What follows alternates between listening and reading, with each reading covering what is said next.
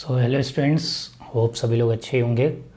तो आज जो है हम लोग क्लास नाइन्थ का कुछ क्वेश्चंस डिस्कस करेंगे। जैसे शॉर्ट आंसर टाइप में कैसे क्वेश्चंस आते हैं। ओके, छोटे छोटे क्वेश्चंस, ठीक है। पता होता है, आदमी पढ़ा रहता है, लेकिन जो है उसका आंसर नहीं लिख पाता है या फिर उसको बता नहीं पाता है। अब वो सारे क्वेश्चंस को कैसे करेंगे, ठीक है। तो आज मैं very short answer type questions discuss करूँगा। जैसे how is work done by a force measured. ठीक, तो work done by a force कैसे मेज़र किया जाता है। तो simple, work done is equal to force into displacement. ठीक, when is work done by a force is positive. अच्छा, work done by a force ही होगा, ठीक है। ठीक, कांस्टेंट फोर्स। अब work done by a car अगर बोला जा रहा है तो कार भी फोर्स ही लगाएगी, ठीक, क्योंकि वर्क डन के फॉर्मूले में कहीं कार की बात नहीं होती है, या फिर वर्क डन के फॉर्मूले में कहीं भी आपको जो है कोई अदर फार्मूला नहीं मिलेगा फोर्स के अलावा। तो work done by a force is positive, या when work done by a force is positive, यानी कि work done by a constant force कब पॉजिटिव होगा। तो हम बताए थे जब फोर्स की डायरेक्शन और डिस्प्लेसमेंट की डायरेक्शन सेम हो, ठीक है ना। फोर्स और डिस्प्लेसमेंट की अगर डायरेक्शन सेम होती है, मतलब जिस डायरेक्शन में फोर्स लगाया जा रहा है उसी डायरेक्शन में अगर डिस्प्लेसमेंट होता है तो हम कहेंगे क्या, वर्क डन इज़ पॉजिटिव। फिर आता है वर्क डन कब निगेटिव होगा। तो भैया जिस डायरेक्शन में हम फोर्स लगा रहे हैं, ठीक है, उसके अपोजिट डायरेक्शन में अगर डिस्प्लेसमेंट होता है तो हम कहेंगे वर्क डन क्या हो गया, निगेटिव हो गया।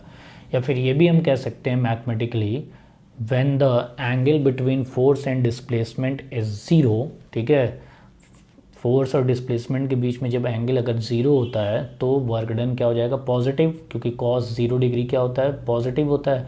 और work done, when work done is negative, जब हमारा एंगल 180 डिग्री हो जाए, तो कॉस 180 डिग्री -1 होता है। मेरे प्रीवियस वीडियो में देख लेना जिनको भी डाउट्स हो। फिर आता है भाई वर्क डन ज़ीरो कब होता है। तो देखो वर्क डन ज़ीरो होता है, देखो वर्क डन में दो एजेंट हैं, ठीक है, फोर्स और डिस्प्लेसमेंट। तो यार तुम फोर्स ना लगाएं तो जीरो हो जाएगा, या फिर डिस्प्लेसमेंट जीरो हो जाए तो हो जाएगा। ये तो हो गई कैसी बातें, थ्योरेटिकल बातें हैं, ठीक है। When W is equal to F D. अब F W is equal to F D cos theta अगर हो गया, ठीक है, तो W is equal to F D cos theta का मतलब क्या हो गया भाई, तो W is equal to F T cos theta का मतलब ये हो गया कि थीटा जो होना चाहिए वो ज़ीरो होना चाहिए। अब कॉस थीटा, थीटा की वैल्यू कब ज़ीरो हो जाएगी, जब एंगल 90 डिग्री हो। यानी कि फोर्स और डिस्प्लेसमेंट के बीच में अगर 90 डिग्री का एंगल बन रहा है, यानी कि मान लेते हैं फोर्स इधर लग रहा है और डिस्प्लेसमेंट इधर हो रहा है, ठीक है, तो भाई या फिर फोर्स इधर लग रहा है, डिस्प्लेसमेंट ऊपर हो रहा है, या फिर फोर्स ऐसे लग रहा है, ठीक है, यानी कि जो भी है, ठीक है, तो दोनों के बीच का एंगल अगर 90 डिग्री हो जाए तो भी हम कह सकते हैं वर्क डन ज़ीरो हो जाएगा, ठीक है। तो भैया वर्क डन कब ज़ीरो हो सकता है, जब फोर्स और डिस्प्लेसमेंट के बीच में एंगल ज़ीरो हो जाए, या फिर फोर्स लगे ही ना, या फिर डिस्प्लेसमेंट जीरो हो जाए, ठीक है। तो ये 3-4 कंडीशन है इसके लिए, तो यानी कि सारे आंसर लगभग इसमें सही होंगे, ठीक है। उसके बाद क्वेश्चन आता है कि भाई इस work is a scalar quantity और वेक्टर क्वांटिटी। तो मैंने बता दिया था स्केलर क्वांटिटी क्यों है, क्यों है भाई, क्योंकि भाई कौन सा product, dot product of two vectors gives scalar. अब इसका एक्सप्लेनेशन हम लोग 11th में पढ़ेंगे, ठीक है ना। ओके, अब आते हैं नेक्स्ट पे।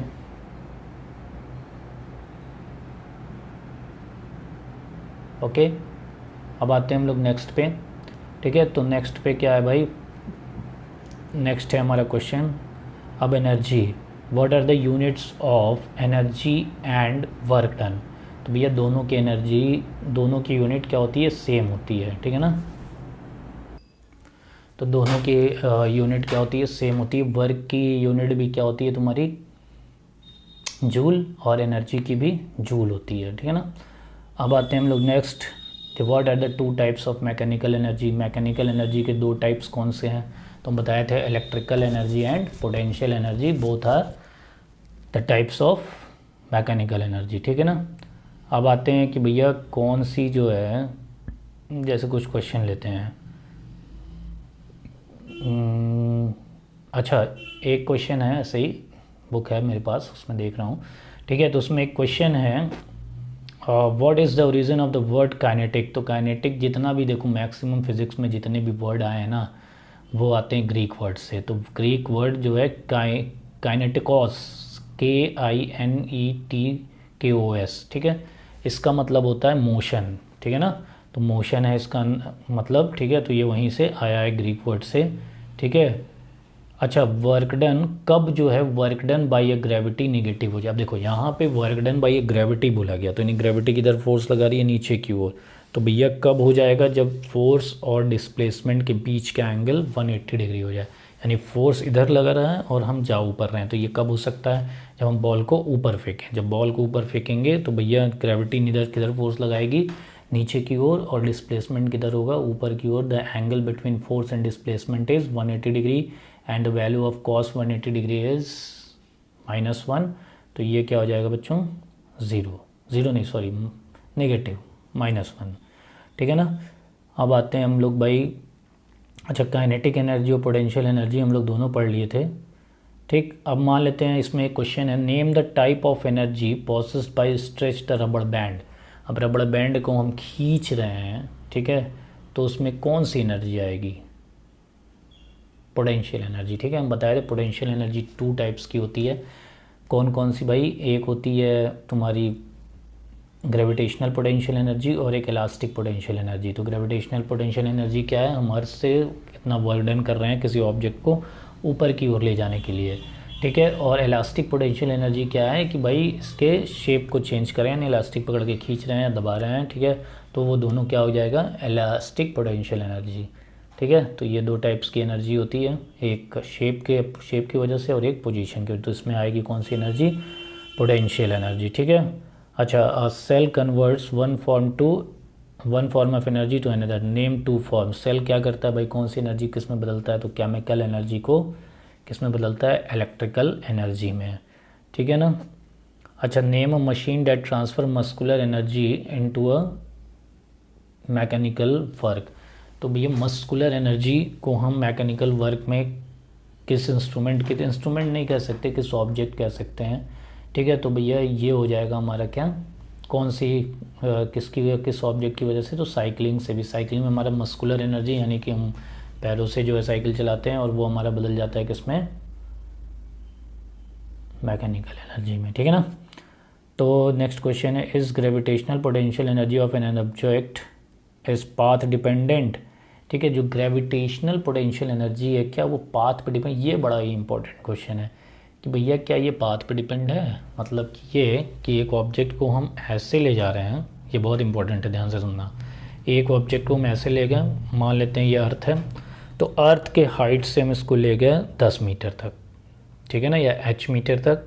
ठीक, तो इसकी पोटेंशियल एनर्जी, ये अर्थ से ये 10 मीटर है और एक ऑब्जेक्ट है, इसको हम पहले इधर ले गए, फिर इधर ले गए, फिर इधर ले गए, फिर इधर ले गए, फिर इधर ले जाए, फिर इधर ले, फिर इधर ले, मतलब ऐसे घुमा फिरा के कहीं से, या फिर ऐसे ऐसे ऐसे ऐसे घुमा के इसको यहाँ ले आ दिए।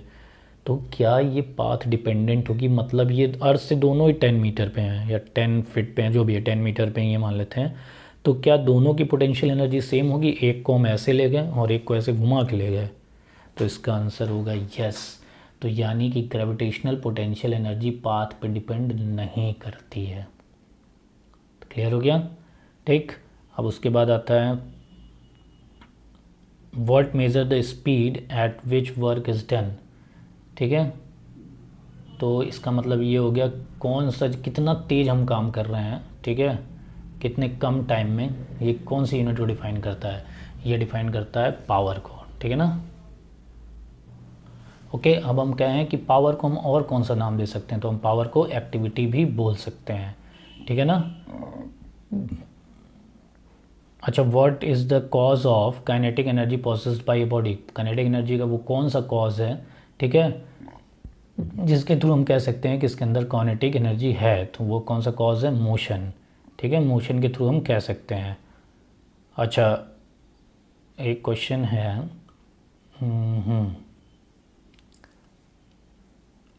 Do we do any work on the rock when we try hard to push it and fail to doing so।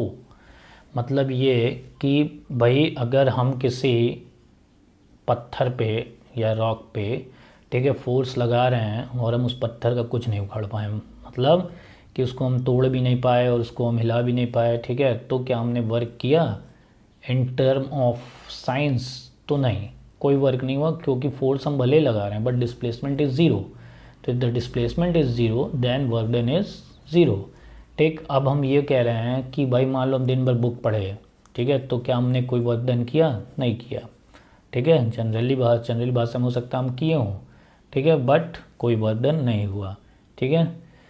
तो यही सारे क्वेश्चंस थे, ठीक है। ओके, तो और भी हम कुछ क्वेश्चंस डिस्कस करेंगे, ठीक है। तो अभी हमारा जो है थ्योरी पार्ट जो है ये वर्क, पावर एंड एनर्जी का ख़त्म हो चुका है, ठीक है। तो अब हमको न्यूमेरिकल्स स्टार्ट करने हैं और कुछ अच्छे क्वेश्चंस डिस्कस करने हैं थ्योरेटिकल, और कुछ कॉन्सेप्ट को और अपने हेल्दी करना है। मतलब ये है कि कॉन्सेप्चुअल क्वेश्चंस को और भी ज़्यादा हम थ्योरेटिकल पार्ट्स को और स्ट्रॉन्ग करेंगे, ठीक है, क्योंकि 1 नंबर 2 नंबर में ज़्यादातर थ्योरेटिकल ही आते हैं। ओके, और फिर हम जो है फिर न्यूमेरिकल पार्ट्स पे आएंगे। Okay class, thank you. किसी को भी कोई डाउट होगा तो वो पूछ सकता है।